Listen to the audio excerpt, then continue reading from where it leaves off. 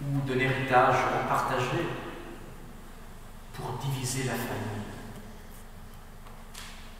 et pour transformer des frères en ennemis. Nous tous, nous en avons eu l'expérience. Alors, s'il vous plaît, aujourd'hui, demandons cette grâce à l'Eucharistie.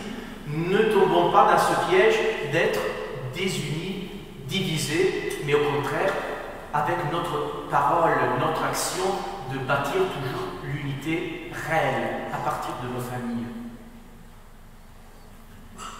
L'unité se construit avec la patience et le pardon mutuel, à commencer par la femme, le mari et les enfants, et le moine qui est à côté de moi. L'Eucharistie vous aide à construire la plus belle œuvre d'art au monde, c'est-à-dire une famille unie et une communauté ecclésiale unie. Troisième amour, rapidement.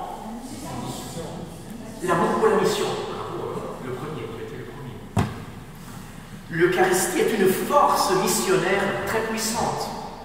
Le Seigneur vous demande de transmettre les valeurs chrétiennes à vos enfants, à vos petits-enfants. Je vois aussi qu'il y a aussi des grands-parents ici, et certains ont beaucoup de petits-enfants. Votre mission première est de transmettre ces valeurs à ce petit. Car les valeurs qu'ils reçoivent à l'extérieur de l'Église et de la famille sont tout autre chose, vous le savez bien. Aujourd'hui, la société s'éloigne de plus en plus de Dieu. Aussi l'Église compte-t-elle sur vous, sur toi, aujourd'hui? Vous êtes une pièce précieuse pour atteindre de nombreuses personnes et les rapprocher de Dieu. Et ce qui touche le cœur de ceux qui sont loin de Dieu et de l'Église, ce n'est pas le devoir comme une fin en soi, mais la joie de croire. Seule la joie nous convainc qu'il est beau de se donner à Dieu, qu'il est beau de ressentir le Seigneur comme notre ami le plus vrai, le plus profond, celui qui te change la vie. Et je le dis aussi à ces jeunes, c'est beau de suivre le Seigneur en lui donnant notre vie.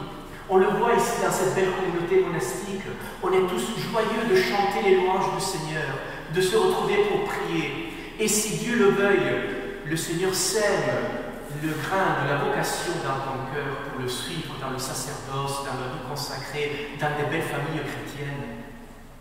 Suivez-le, ça sera votre joie authentique. Tâchons donc tous d'être des missionnaires de la joie, traitant avec respect votre mari, votre femme, vos enfants, car ils vous sont confiés par Dieu pour les aider à être meilleurs. La joie est le style de la mission et la clé pour ouvrir le cœur de ceux qui sont loin. Quatrième, à la fin, l'amour pour la Vierge Marie. Vraiment, heureusement qu'ici tout est enregistré, comme ça on peut après envoyer au pape l'enregistrement et voir que vous êtes vraiment les meilleurs du monde ici. Bravo. Marie est la femme eucharistique par excellence, car en portant le Sauveur dans son sein, elle est devenue le premier tabernacle de l'histoire. C'est la Sainte Vierge que nous montre l'importance de l'Eucharistie.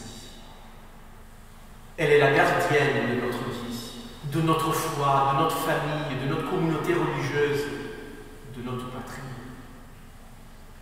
Marie est la douce mère qui vous protège toujours, vous murmure le chemin du bien, et dans les moments difficiles, en femme forte, vous remet sur le bon chemin.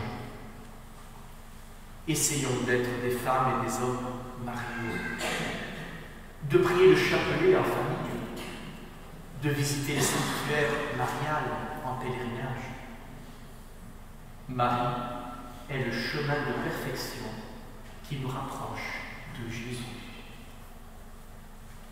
J'ai été édifié hier, dans ce matin, en voyant des scouts qui ont beaucoup œuvré pendant ces jours.